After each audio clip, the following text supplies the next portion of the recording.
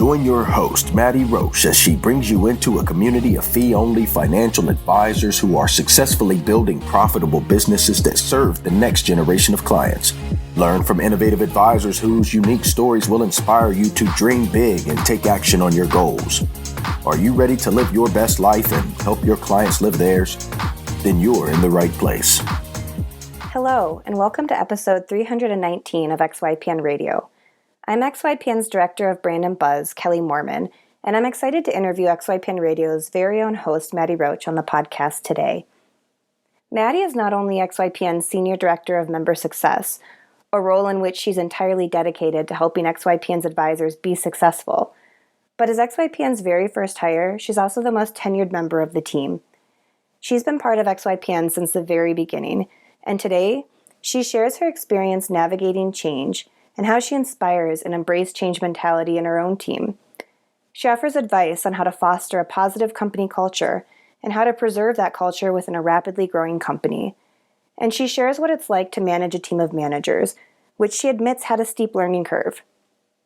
We also spend some time reflecting on the fee-only movement, the great resignation we're currently seeing play out on a national scale, and the powerful role introspection plays in bettering yourself both personally and professionally. Having connected with thousands of fee-only advisors over the past 7.5 years, Maddy offers a unique perspective on what it really means to be a part of the XYPN movement, what exactly real financial planning entails, and the impact XYPN advisors have on the lives of others and on the industry at large. Maddy also shares her own experience working with a financial advisor and how recently engaging advisors who are also life planners has changed her outlook and shaped her trajectory. If you're interested in learning more about the story of XYPN Radio's host, Maddy Roche, what her 7.5-year journey with XYPN has looked like, and how her introspective mindset and approach have helped her continuously better herself, both as a team member and as a person, this episode is for you. An event made just for fee-only advisors? Yep, you heard that right. It's XYPN Live.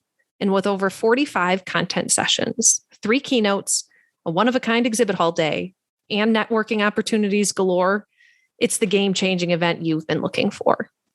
Join us in November, in person or virtually, and leave with knowledge, new connections, and a whole lot of inspiration to accelerate your progress and smash your goals, no matter where you are in your advisor journey. Visit xypnlive.com for full details and to grab your pass. Also, be sure to go to xyplanningnetwork.com/VIP to join our private group just for XYPN Radio listeners. It's a community of advisors we've all been looking for. That's there to provide support when we need it the most. Best of all, it's free. I encourage you to check it out. Again, that's xyplanningnetwork.com/VIP. Hi, Maddy. Hi, Kelly. How are you? I'm doing well. I cannot believe I am saying this, but welcome to XYPN Radio. Thank you. You have been the host for nearly 2 years now, which is unbelievable to think about how fast time goes. But today you are joining as a guest for the second time. Yay. I know I haven't been on in a little bit. And it is kind of fun to have the hot seat today. I'm excited. I feel like I have the hot seat because I have, of course, never hosted this podcast before, but I am excited to be able to ask you a bunch of questions, have a really great conversation. I always enjoy the conversations that we have. Me too. So you are the Senior Director of Member Success here at XYPN. You're also the most tenured member of the team. You are employee number 1 for XYPN. Right? You first joined back in 2014, the very, very early days, and your original title was Director of Getting Shit Done. Yes, that was the title. I still have a couple business cards with that as evidence. Yes. And I think that title is probably one of the biggest reasons you've been asked this question too many times to count. I know I've been asked it as someone who knows you. Everyone always says, how can I find a Maddy? But what does that even mean? What exactly is a Maddy? How would you describe who you are and what you do? I appreciate the question. I get it more frequently than you think. And I didn't know I was a commodity, but I guess I am. And, when I think about what role I played at XY, I think it was really perfect for the role that Alan and Michael were hiring for 7.5 years ago. I recall them telling me the story that they really struggled on who would be their first hire. And ultimately, Michael said, well, you got to post something. So post something for the director getting shit done, like just a catch-all. And I, at that point, was a catch-all person. I had a lot of initiative. I have a lot of kind of authentic voice of my own that I have a hard time muting. And they needed someone with those kind of personality traits, less so my professional background, although that was helpful as well. I think it was someone, when I think about, can you hire a Maddy? It's really taking a chance on someone. It's taking a chance on someone who shows up in an interview or a video. I submitted a video sample before I was hired that really allowed me to display my personality. And giving them a lot of freedom and flexibility to find what they're good at. And for many years, although I was the director of getting shit done, I was able to really find out what I was good at. And what I found out is that I'm actually not that great at a bunch of the stuff that we originally hired me for. And thankfully, we were able to build up the team to hire around my skill set. But I think it really is taking a chance on someone with initiative and someone that clicks and you feel like could be a good representative for you and your company. You just mentioned something that makes me laugh, that you learned what you were good at over time. But as you mentioned in the beginning, you were doing so many different things, right? You were really in this sort of master executor role, which saying that out loud sounds really ominous. But you really fully embraced your title at the time and you got shit done day in and day out. And as you mentioned, that changed as you grew a team around you, right? You are highly productive still on a daily basis, but that output looks a little bit different in your current role. You manage a team of managers now, right? You've become increasingly strategic and managerial and perhaps a little bit less tactical in your role.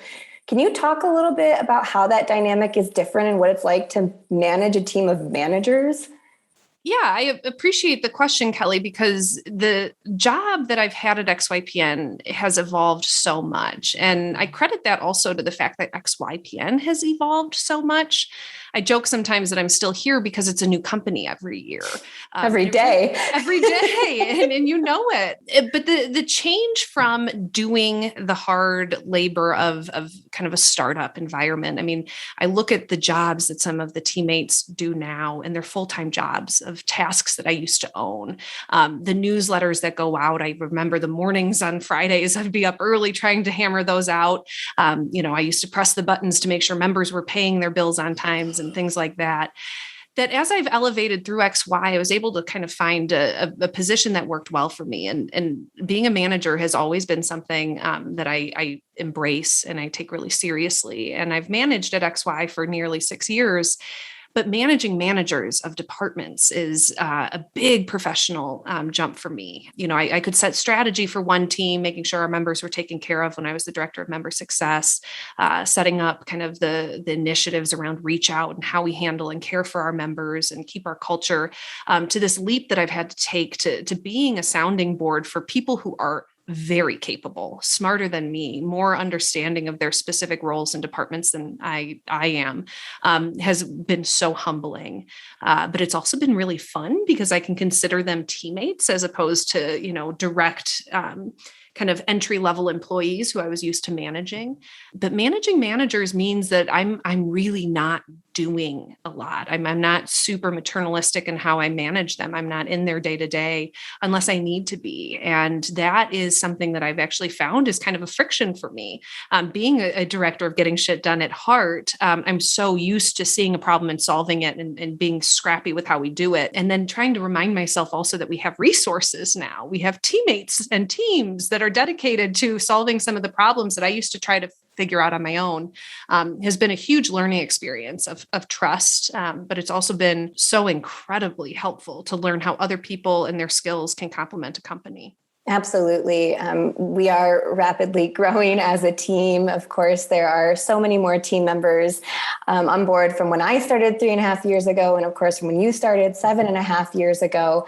And that's just an indicator, like you said, that XYPN really is always evolving. We're always changing. And that's really inspiring to be a part of. I can say that firsthand. It can also be really challenging.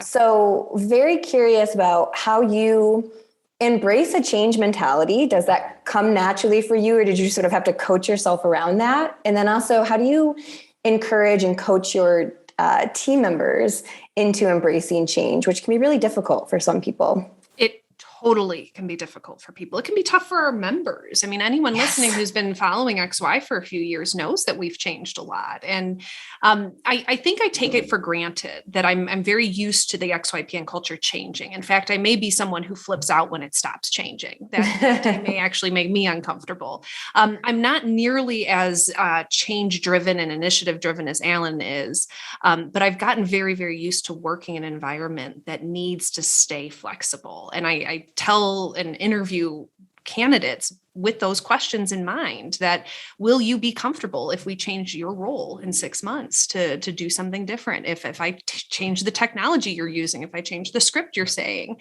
you have to be okay with that. And I've found as I've managed that is not something people take as easily as I do. A lot of folks actually find a lot of comfort in knowing what to expect every day and what their job will look like. So I've had to set that tone and precedent early with the teammates that I manage, that this is a company that will ask you to remain nimble and flexible, and that it is an environment that you need to trust as we change. But I also think it's been super helpful that we've had this vision in mind of where we're going for the past several years as we've implemented the EOS model. And the EOS model, I know that we'll likely talk about, but the ability to tell teammates, hey, we know where we're going to be in 6 years. And I'm evidence that when we say we're going to go somewhere, that we end up getting there. It may not be the exact route that we take is always the same or expected, but we end up really being able to be in alignment with these changes because we know we're moving towards one place as opposed to just change for change's sake, which I think would be very stressful for people. Absolutely. And you hinted at the EOS model, which is certainly something I want to talk about. But before that, something else you mentioned is, members sort of experience these changes alongside us, right, as our company changes. But they experience this in their day-to-day lives as advisors as well, especially many who are firm owners, right? So what's some advice you would give to the advisors listening or to a firm owner about how they can go about embracing change and what that means for the success of their firms?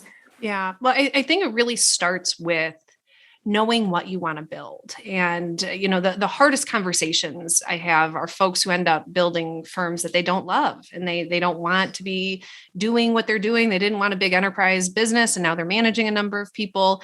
They're few and far between, but it really takes some upfront work. And when we implemented the EOS model to get and define our vision of where we're going, Michael and Alan and the rest of the team sat around and really talked about it. And we had an idea of what is XYPN in 7-10 years. And so you need to do that upfront work. But then as you begin to let yourself do that work and work with the folks you're outsourcing with, or the teammates you're hiring, or the mastermind group you're working with, to allow there to be some gray space. And I had to go to, a lot of therapy to embrace the gray, but the gray is a really good place to be. You don't always need to be in black and white and yes or no, good or bad. This is right or wrong. It just is that we're moving in the general direction we want to go. And when there's more options on the table, the more likely you are to go in an option that makes most sense. And that's, there's theory behind that you want as many options as possible out there, as opposed to saying this is the only thing I want to do. So I think starting kind of with the mission statement, but then going back to where you are and really thinking about how do I fill that in day to day and month to month with what comes up. Oh, I have an opportunity here. I'm going to try that out. Turns out I love it. I want to allocate more time and resources to that. Yes, you've had, thousands, if not more, conversations with fee-only advisors over the years. You've spoken with thousands of fee-only advisors building firms, and you mentioned it's really important early on to outline sort of your why, what you're building, right? And you mentioned the enterprise practice that we hear about. You want to go really big? Do you have dreams of scaling to a really large firm? Do you want to stay small, be a solo practice? But like you said, you need to leave room for the gray. So just curious from your experience in those conversations with advisors, do you see a lot of them starting out with a goal of building? an enterprise practice and then pivoting and saying, actually, that's not what I want, and deciding to do a solo practice or vice versa. And is that okay? Well, it's definitely okay. I think I see more of folks wanting a lifestyle practice than realizing that they want a larger firm. They want to manage people. I think a lot of people are afraid of managing. They consider it a massive time suck. They think it's just a lot of accountability. Both things are true, but they're both very manageable. And I think the more examples we have at XYPN within our community of folks doing things differently than what we thought, the better. And that's the power of the network. And when I think about, what XYPN advisors really get out of membership, although we offer a very valuable service, it's this idea of being able to see what other people are doing in the space you're doing it and allowing yourself the freedom to mimic it. It is so beautiful when I see other advisors credit advanced advisors for why they're doing certain things. And when you watch an advisor build a practice where all of a sudden their entry-level employee becomes, their director of X, Y, and Z, that's a beautiful transition. And the more opportunities we have for advisors to take chances like that, the better. And the more examples we have, the better. So having said that, I'm going to be asking you for a lot of advice during our time together today, because how could I not? Like I said, you've been here for 7.5 years and you've had so many conversations with fee-only advisors. You have such a unique perspective. But with what you just said, what advice would you offer then advisors who find themselves at that crossroads where they can either maintain the current size of their firm or scale? What advice would you offer them to think through that decision and make a move that feels right for them? I think that's a really good question. And I think they should worry less about whether, do I want to be a manager or not, and really let their firm begin growing. Because very quickly, most advisors will hit a stage where they think, I can't do this alone. And the advisors that have teamed up together and have found comfort in having a partner or a teammate, I think are more confident. And not to say our solopreneurs who are like, no, this is the way I want to do it, are doing it different or wrong. I think just like the abundance mentality, the more voices you can have, the more people you can bounce ideas off of, and quite frankly, the more resources you can allocate to your team, you're going to find you want it. Serving 100 clients is very, very hard if you're just doing it on your own and not outsourcing a huge component of it. But I also find that, we're so many advisors, and we are even at XY in a people business, and we're in a giving profession, that when you look at management, don't look at it as, only the negatives. Think of all of the positives you get from hiring and training and developing someone, and the power that can bring you and the comfort it can bring you, because managing can be one of the most fulfilling roles you ever have. And to treat and to test yourself on not treating employees like an employee by every other definition we have. I really think the work our advisors do for their clients is incredible, but some of the biggest impact they can have is how they are employers to people.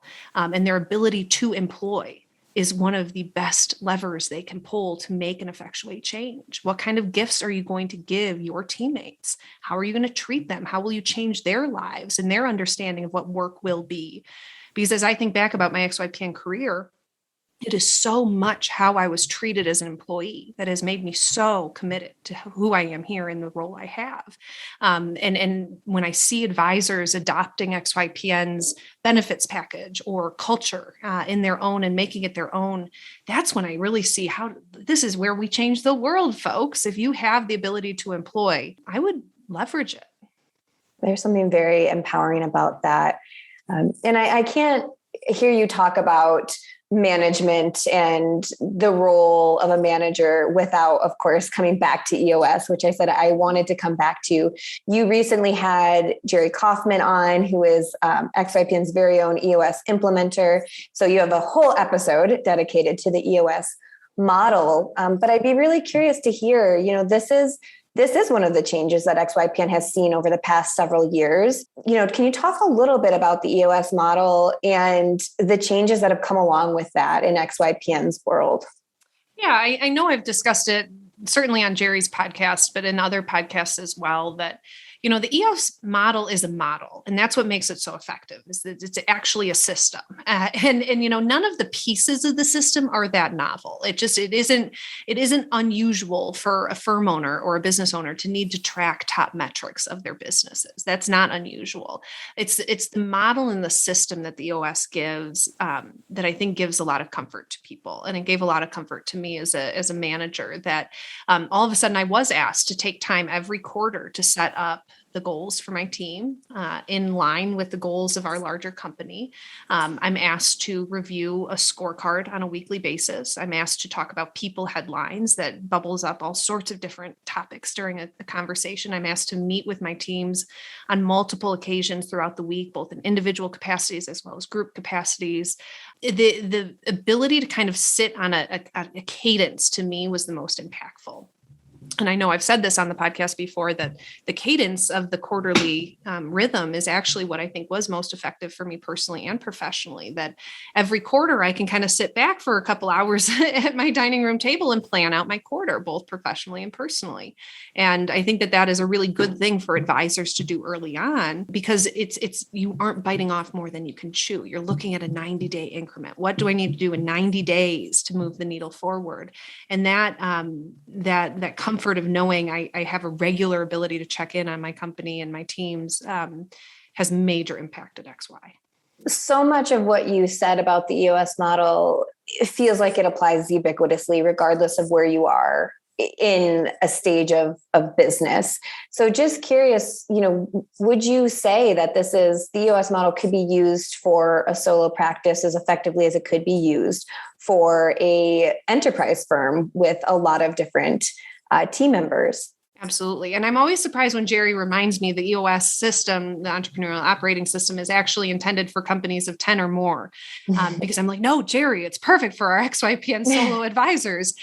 There's components of it you can take. And there's a rhythm that, whether you're meeting with your teammates, staff, or colleagues, or your mastermind group in a weekly basis, that you can implement. And I think that that's so important, that, you do need a vision statement. You need a mission statement. You need quarterly rocks and goals. You need to be able to say, okay, this new hot thing just crossed my desk. Do I want to chase the opportunity? If you look at your rocks, you can say, no, it's not a priority. It won't move me closer to my end goal. And that, I think, is the best thing as a manager, that is, we have all these ideation sessions with our teammates. We have this new thing we want to try. Go back to the rocks. We already set our rocks. What are you working on that we can incorporate or not incorporate? And prioritization, I think, is where it becomes most helpful. Prioritization, I would also say, is one of our most powerful tools we have as managers. I do that a lot with my own team, and they come to me. We all have a lot on our plates, right? And they come to me with a list of 50 different things they're working on. And it's my job as their manager to be able to say, these are our top priorities, and sort of remind them of the bigger goals we're working towards in the form of things like our rocks or our 3-year target. Totally. You recently did a webinar on burnout, balance, and boundaries. Sort of curious to hear, what parts of your professional and personal lives intersect, and what parts do you intentionally keep separate? And I'm curious about that for firm owners and the advisors who are listening specifically, because they do get a lot of that bleed over into their personal and professional lives. Totally. And I feel for them so much. And, reminder, I'm not the founder of XYPN. I am now an owner of some of it because of our recent change to being a company, employee-owned company. I don't carry the same weight our advisors do with their businesses and livelihood. And so I speak only from a perspective of helping advisors kind of create those boundaries. But as someone who's been with the team since day one, I've carried a huge amount of responsibility and passion for what we're building that probably mimics a lot of the stress that our firm owners have felt. And so, what you want to remember is that your business is not you. It's not the only thing you're building here. You have a business to achieve other goals, likely. And so getting clear on what those other goals are is as important. But then to remember, you can find a sweet spot where your business is so complementary to who you are. And I think given the kind of profession that we are working with, it's hard not to feel completely passionate about the work you're doing. And I just recently had Danica Waddell on the podcast, and she talked a lot about alignment and finding deep alignment in her business now that she's running it, and more so than she was as a really happily, well-paid employee somewhere else. And so I think there's a level of kind of life firm owners can get to that they don't know is there until they're there. And that's why this podcast is so important, because we can talk and share those stories. But when it comes to me personally, I've actually found our XYPN culture to give me a lot of privilege to be who I want to be and to find a voice and find my passion and change and become, I think, the best Maddy that I've had a version of being. The privacy and the ability to maintain a schedule that works for myself has allowed me to stay mentally and physically strong. It's allowed me to, maintain sobriety from alcohol. Not a lot of members know that, but I don't drink and didn't before I came to XY. And it's a huge reason I'm part of this team, is because I have the ability to be the Maddy I need to be to stay strong. And that is, we have to remember what are the most important things in our lives, and then find a role and build our companies for those of us who are building companies that complement that. Absolutely. I think it's so evident in your answers. And I, of course, know this from having known you for 3.5 years, but you're so big on self-reflection and self-improvement and taking time to be introspective, which I've always really admired about you. And I think is really powerful, but it's not easy for everyone to do. But clearly it's served you really well. So just sort of curious, how would you advise advisors who are looking to be more introspective? What kind of steps can they take? What are some things they can do on a regular basis to sort of be reflective about who they are and recognize that in the broader scheme of what they're trying to accomplish with their firms? Yeah, that's a hard question, because it is so deeply personal.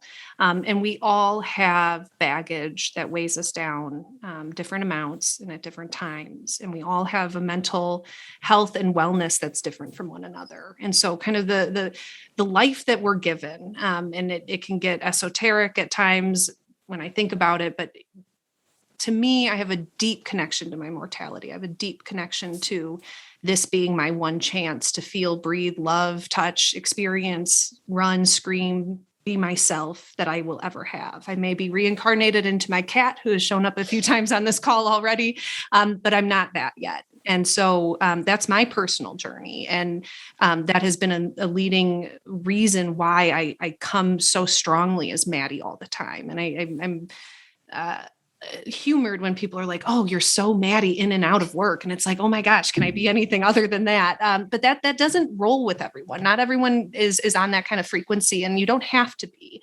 But I think if you're going to be a business owner, you're taking a major step in the right direction to being more in line with what you want to do and how you want to do it. So fully embrace it. You've been missing out on part of this if you were to just get into a business and build a business that you've seen before and that everyone else has given you a script for.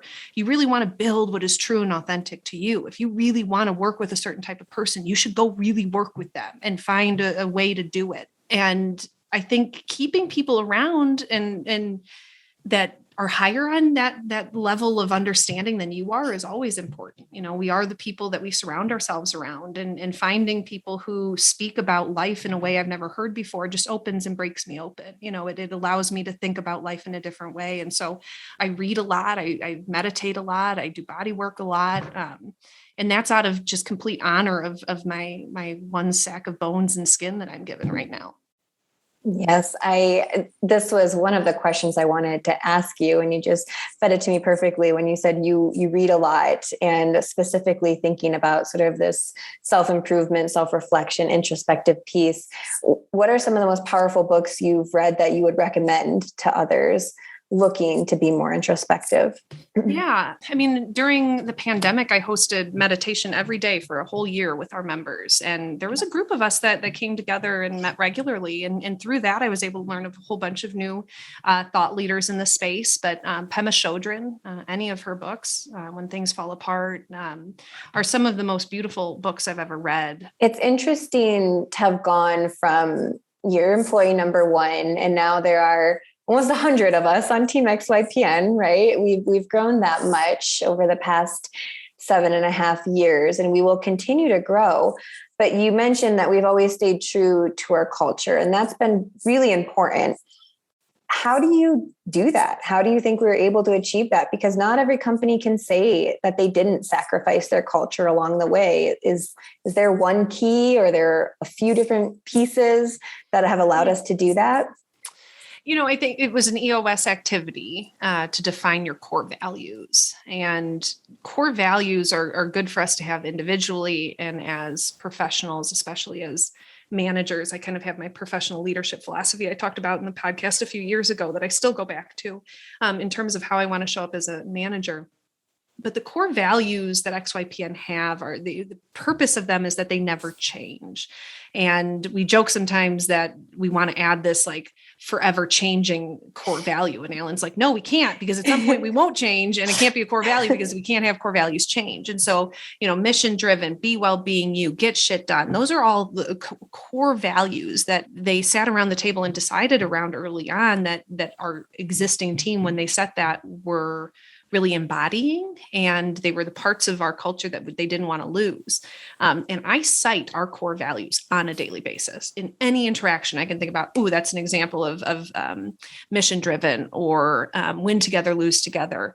They just roll off the tongue because they are so deeply us. And I think taking time, strategically to think about what are the core values we're going to want now and in 10 years, and really become aligned with them, and get shit done is one of them. And I love it. And I think that came from us hiring a director of getting shit done that got shit done for many years. And that is a culture of ours that now I hire for. If you are not someone that gets shit done, you're not going to have fun at XYPN. But also being mission driven, you don't want to be on this team if you don't believe in fee only planning, if you yourself aren't interested in financial planning, if you yourself don't actually honor the work of entrepreneurs. We need teammates on our team that are mission driven forever, regardless of what year we're in. Absolutely. Sounds like all firm owners could benefit from having some core values of their own, and going through that exercise really early on when thinking about what they want to build. And, when I think about core values in the space of XYPN, knowing we have really ambitious growth goals and we are changing a lot, I always think of it through the lens of what are we not willing to sacrifice along the way. And those are right. Our core values. We are never going to be willing to give those up in pursuit of growth, in pursuit of success. Right.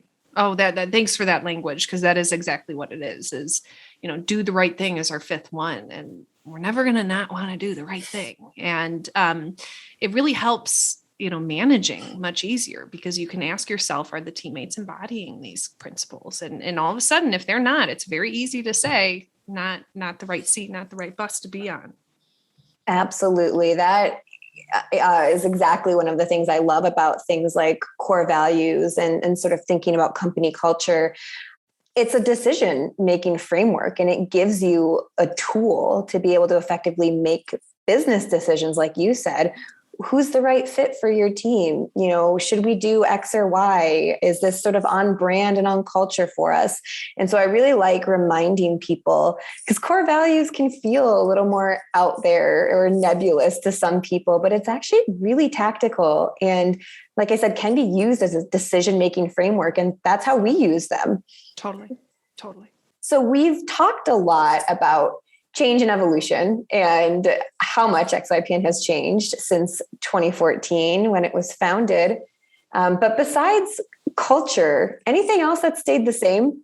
Stayed the same. Well, our founders are the same. And they're the same. They're the same kind of guys they were 7.5 years ago. No, they've remained wonderful. The membership.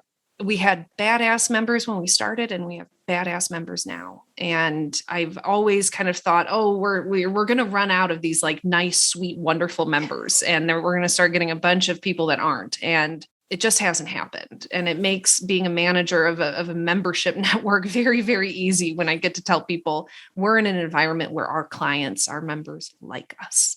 In fact, a lot of them love us and the work that we're doing. So that has stayed the same. And that has been probably what makes my job most easy is that, I get to start my trainings with like, guess what? We're not Comcast. People don't hate us. You're not going to be running a team and managing memberships that people don't want a relationship with. People are opting to being part of a network for a reason. And the power of the network has only gotten better and cooler and more impactful. It was so impactful early on when the founding members were just in, the forums talking with each other. But now it's tenfold and 100-fold in terms of the power of what you can get out of asking a question and relying on another person to give you some support and offer a hand of help. That has stayed the same. What's changed is that we've got 1,500 new fee-only advisors running businesses out there, and that kind of trickle down effect that can have on humans in our society is something I'm so proud to be aligned with. The work that our members do brings tears to my eyes frequently because it is how we change lives. Money is a tool that needs management, needs expertise, needs a doctor in the room to support. And I've received great financial planning from XYPN members.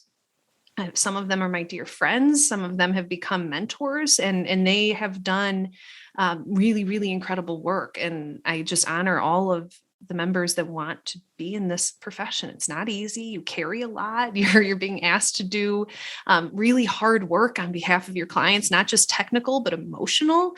And it's not for everyone. And because of that, because of how niched we are and how niched we've remained, we just get the cream of the crop humans as our members. And it's a total privilege to work alongside them. We really do have incredible members in the network. You would almost think there's some sort of like personality screening that we do. Right. But I think it just goes back to them sort of believing in what XYPN is building. And like you said, it's at this core about helping people and believing in something bigger and better than yourself in a different way of the future for financial services. And I always think back to whenever, Alan and Michael sort of talk about when they started and launched in 2014 and kind of were laughed at and told, the fee-only movement would never be a movement. It would never be anything more than a pipe dream. It wouldn't be successful. And now here we are, 1,500 plus members later and quite a short amount of time to have seen that kind of growth, and clearly people believe in it. So really sort of curious, the fee-only movement is becoming more mainstream. It's not laughed at, anymore, not by most people, I would say. Where would you see it moving into the future, and what role will it play into the future?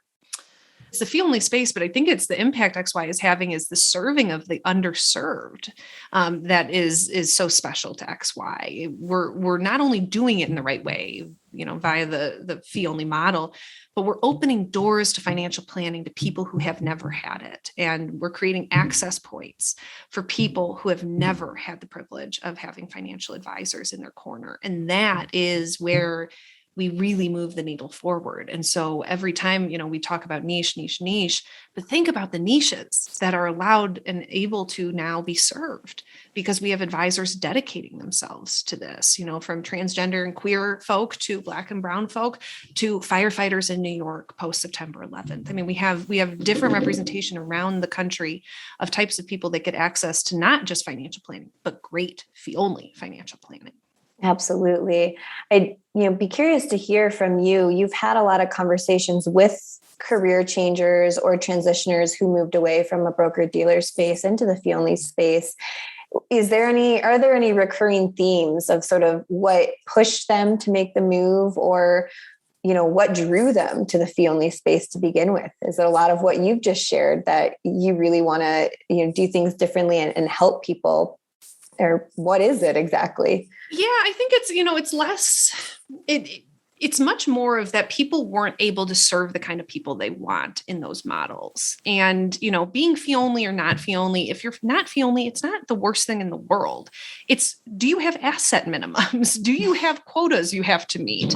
Do you have sales goals that you can meet because you're a great personality and folks want to work with you, but are you unable to actually amass enough assets to, meet your boss's expectations? If you want to serve people that don't have assets, you didn't have a model to do so before. And that's where XY comes in, is that we're allowing and showing advisors to build businesses that work for them and their clients. Sure, we preach the monthly retainer model, but we've got folks doing project-based work with divorcees because divorcees don't want long-term relationships. We've got people trying different fee structures and service models to be able to serve the people they want to serve in a fee-only capacity. But going back to your question, the theme really always is I want to work with the people I want to work with. And at those big brokerage firms, at those big banks, and at those big wirehouses and the rest of them, you don't get to work with the people you want to work with all the time. You're working with one type of person. And as we know, this world is only becoming more diverse, and it's going to be in massive demand, what XYPN members are offering. Absolutely. I want to pivot a little bit, if that's okay. Yes. Yeah. Kind of curious. You have shared this before back when you talked to Alan, and was it episode 99? Was that when you were last a guest? Mm-hmm. You've talked a little bit about coming to XYPN. You've talked a little bit here about what sort of drew you to XYPN. But for those who don't know, can you talk a little bit about your backstory and how you got to where you are today? Yeah, absolutely. I'm really thankful for my experiences, as most people should be. Our experience is what makes us who we are. And there's no bad experience that, if you spend time at a bank or a non-fee only firm, that's all really good experience. We should be thankful and with hindsight, be able to derive really good, perspective from our experiences. But out of college, I had student loan debt, not a huge amount, but a fair amount. I moved to Seattle on my own, and I took a job as a paralegal at a law firm that I had an internship with during college. And I took it because they offered me a salary, literally, and it was enough that I could make it work. But I became deeply interested in how to make my salary work for me. It was a very menial salary. It was not very big. Seattle was expensive. I had a lot of competing priorities for myself, and I became really, really interested in personal finance. But as that passion was growing, I was becoming deeply frustrated with the work environment I was asked to work in. I was asked to fill a seat. I was asked to be there at 8:30 and leave at 5:30. And if anyone who's lived in Seattle is listening, you know that those are not hours that, one, you want to be on the roads, or two, you don't see the sun during the winter if those are your work hours. I found there to be absolutely no professional development opportunities given whatsoever. There was no interest in helping a teammate who's joined the team who is authentic and passionate and interested and a self-starter to have any sort of place at that company.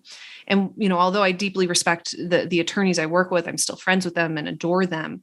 They didn't have the power as managers to make those kind of decisions for me. And so what they watched was me become very, very frustrated, having to show up for 40 hours of work a week when I only had 4 hours of work a week sometimes.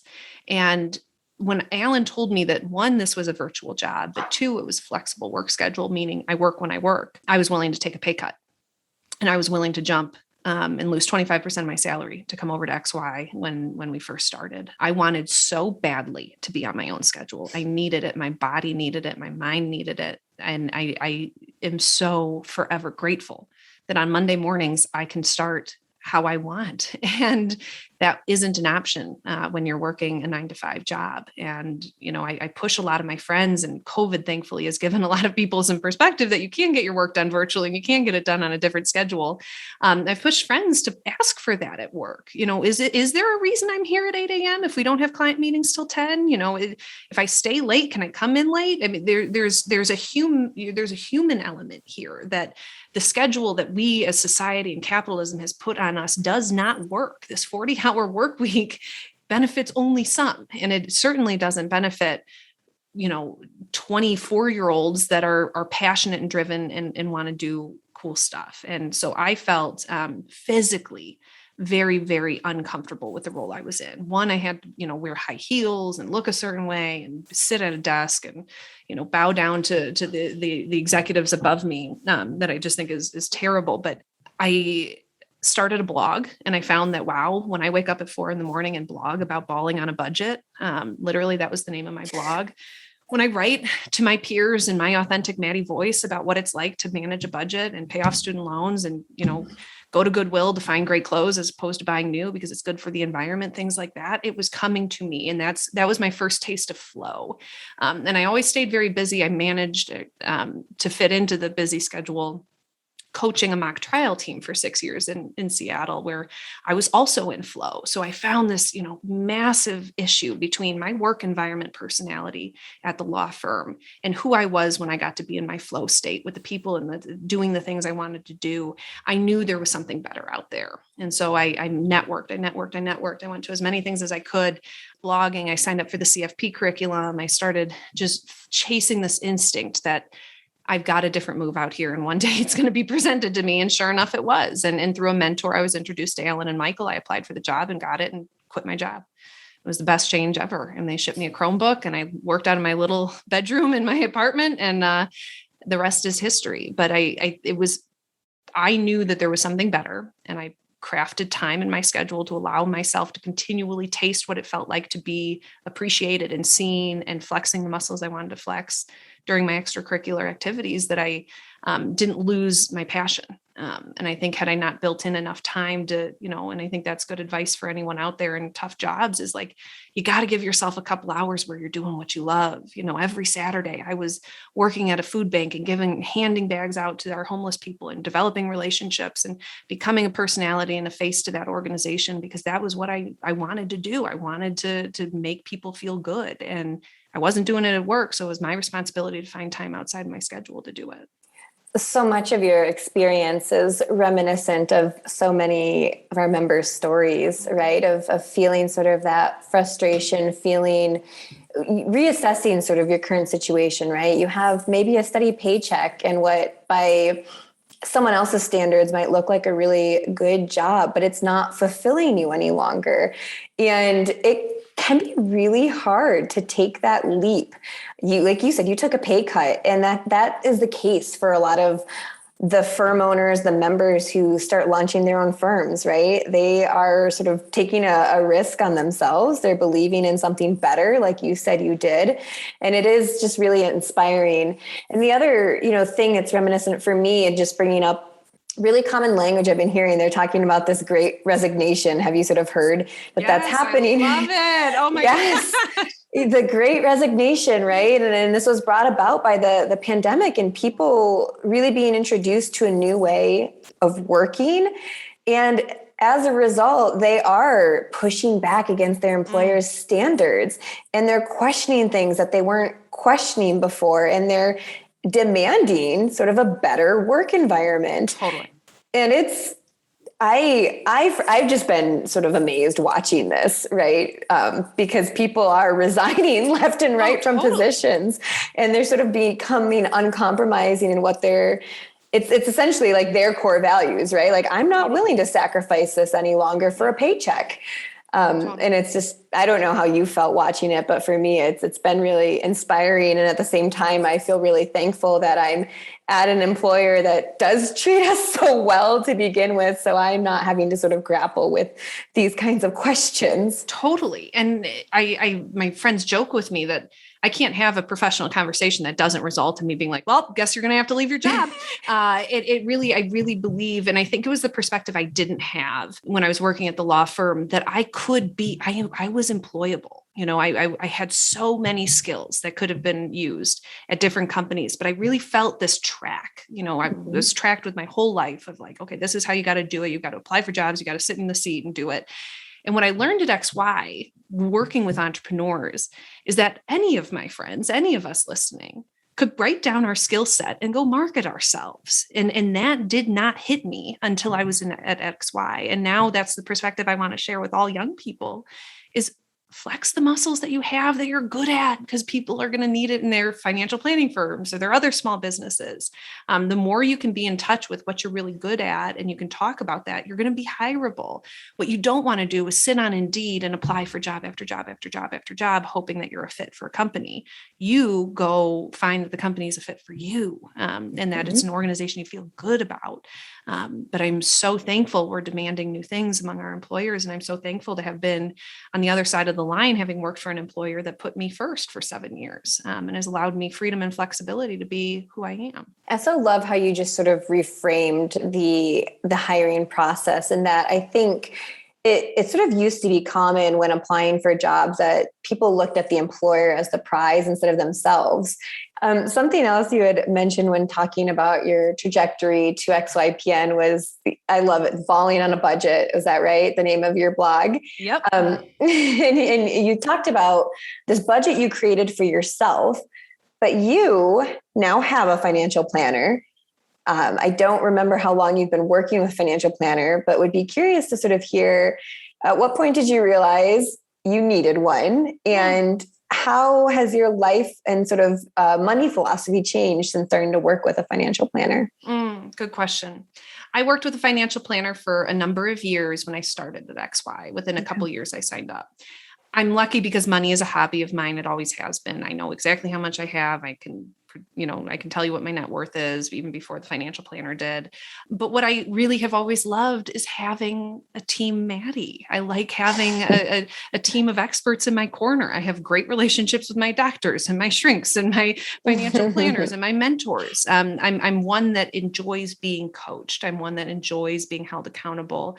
I also like being really good at things, and having a financial planner tell me I'm really good at this makes me feel really good. And so I've always really appreciated, but also there's a level of technicalness to what the planners do that I don't have. And I know I've said it on the podcast before, but I dropped out of the CFP curriculum a number of years in because it was too challenging, and it was not aligning with my skill set.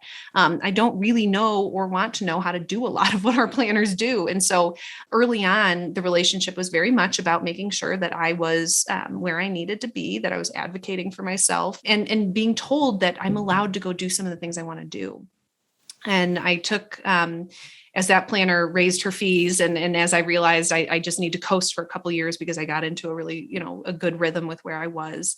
Recently, I hired life planners, and I've been going through a life planning process that is not just the numbers.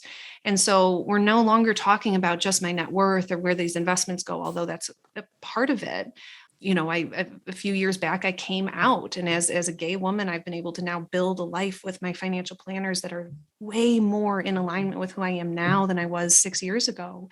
And I've been able to talk about how I really want to live my life, and putting really beautiful thought to like who I want to be in 10 years and where I want to be and who do I want to be with and how do I want to live is the beauty of financial planning that isn't just the numbers. And that's where, my passion for life planning has come about, is that I've watched our advisors implement in their practices, but now I've been witness to what it's like to be asked the Kinder 3 questions of, if you were to find out you were going to die tomorrow, what would you do? I cried for a month after my planners gave me that question to sit and chew with. And I grieved on it, thinking about really what is it? And I feel thankful that, money isn't necessarily my biggest issue right now. It's very much getting me in alignment with my core true Maddy. And that's where this line of financial planner plays such a beautiful, fluid relationship with your clients, because as a planner, you're so much more than that.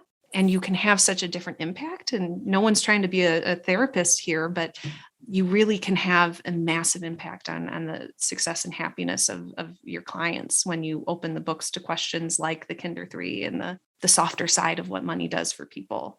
So I've been a fundamentally different client to these planners than I was to my last one. But I've also watched my brother at 30 adopt a XYPN member as his planner. And for the first time ever, he's texting me, he's got a fund for a new house coming up. And my parents have, told me their relationship has gotten better since they've worked with an XYPN member, that they've sold a property that they thought they were going to have to hold on to their whole lives. My mom has been able to retire.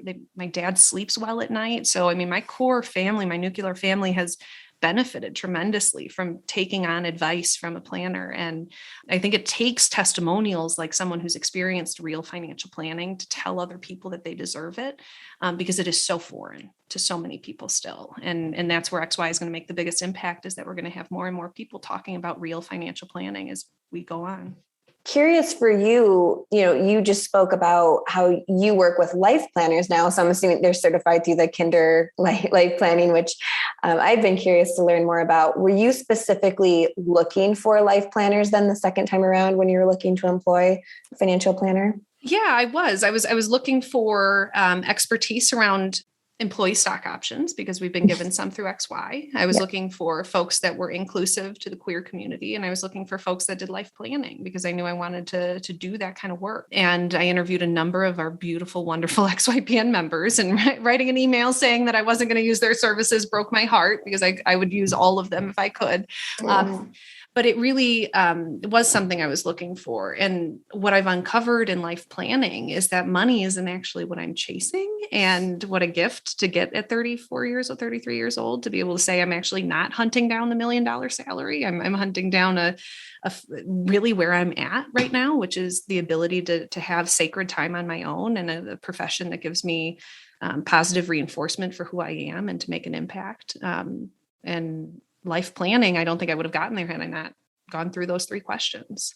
I'm curious, because what you were looking for the first time when you found a financial planner is very different than what you were looking for the second time around. And the marketer in me is very intrigued by this. And I'm curious, the first time around you mentioned you were already really money savvy, like you kind of had it together. Mm-hmm. So what the advisor you ended up choosing, what drew you to them? I think their technical expertise around some of the things I'm chewing on financially and personally is very attractive. But the confidence that they had in the presentation, their clarity on their price point, their discussion of how this all will work, the deliverables. And it's been really interesting, because I've also recommended my lifelong best friend, who's an attorney and a judge and has a number of different kind of complicated financial things. She went through a number of different interviews with XYPN members, and the difference of how folks onboard and what they talk about in their initial calls and things like that, it really strikes effectively with certain people. And I think that's where it all goes back to the niche. I mean, the life planners weren't asking me numbers when I started. They were asking me the harder questions. Whereas someone like my friend, needed to be asked the numbers right away and be told things are going to be okay for her to feel comfortable working, with planners. And I think the more you know who your target market is, the more you can serve up it. When you land on a website and it speaks directly to you, and it's not a lighthouse, and it's not, XYPN wealth management, it's something else, it's hard to say no to a group that you just immediately know you want to be part of. And I think that that's where a lot of folks feel they land when they find XYPN is, oh my gosh, the company is speaking the language I want to speak. It's doing the thing I want to do. And I want to be part of a network. And I love that word network so much, because not everyone wants to be part of a network. So the folks that do join want to be part of this network and want to contribute to it. And that's so awesome. It is. It goes back to what you were saying about us just having such amazing, inspiring members. And I joke that it feels like we have a personality screening or something, because we are so lucky. But like you said, I think it's just part of what we're building, and people believe in that, and it attracts people with a similar ethos, right? With similar values. It's a diversity of people, but a lot of us want and are working towards the same thing. And that community is really important to a lot of us. And so I think that's one of the big reasons why we are able to sort of just maintain a specific, really positive culture among our members. So separate from XYPN's culture, but a culture among our community really of members. Well, Maddy, I think we are approaching our time here. I've had such a great time talking with you, and thank you so much again for your candor and just willingness to show up openly and transparently as you always do. And, I was thinking about what question I wanted to end on. And I had listened to your interview, episode 99 with Alan, and he asked you in that interview, what would you tell your younger self before working for XYPN? So from that lens, just curious how you would answer a similar question. What do you wish you had known then that you know now? That a company will actually want the whole Maddy at their work as opposed to a partial Maddy, I think is an easy answer to that. But I think, what I would have braced myself early on for is the exposure I got at XYPN. I think the exposure to what it's like to build a business and then witness it among our thousands of advisors has been some of the most important professional development I've ever had. And it allows me to coach some of my other friends and colleagues and how they approach their work and understanding how a business runs and who and how to make decisions around it and how your individual role impacts the business. What I was unable to see or feel was my role at the law firm and how I, impacted the overall business. And here at XYPN, early on, I was so in the minutia of the get shit done and the making sure every month we got done what we needed to get done that I wasn't able to kind of come up for air to see the big picture. And I got a lot of coaching on that over the years. And now 7.5 years in and being a director of multiple departments, I'm able to really see how my role and what our team does that impacts the end goal of XYPN and be able to then paint that picture for teammates is so important. So one, understanding I would find a company that would want Maddy, and two, understanding how I could every day change the direction of the company and help drive it towards success is a really powerful takeaway I've had. And I'm deeply thankful for it. Well, we're thankful that you show up as nothing other than yourself every day. I know I am. Thanks. It's been wonderful to have you as a teammate. It's been wonderful to talk to you for the past almost hour. I appreciate it. It was fun. Thank you, Kelly. Thank you so much, Maddy. Of course. Thank you, listeners. All right. Bye. An event made just for fee-only advisors? Yep, you heard that right. It's XYPN Live. And with over 45 content sessions, 3 keynotes, a one-of-a-kind exhibit hall day, and networking opportunities galore, it's the game-changing event you've been looking for. Join us in November, in person or virtually, and leave with knowledge, new connections, and a whole lot of inspiration to accelerate your progress and smash your goals, no matter where you are in your advisor journey. Visit xypnlive.com for full details and to grab your pass. Be sure to join our VIP community at xyplanningnetwork.com/VIP to hang out with other XYPN radio listeners, ask questions for future mailbag episodes, and finally, to find a community of like-minded financial advisors. Thank you so much for joining me today. We'll see you next time. You are not alone and you are not crazy. It's scary starting, building, and growing your own financial planning firm, and that's why we put together a free private community just for you, the Cutting Edge Financial Planner. Go to xyplanningnetwork.com/VIP or text XYPN Radio to 33344 and join a network of thousands ready to change the lives of Gen X and Gen Y clients.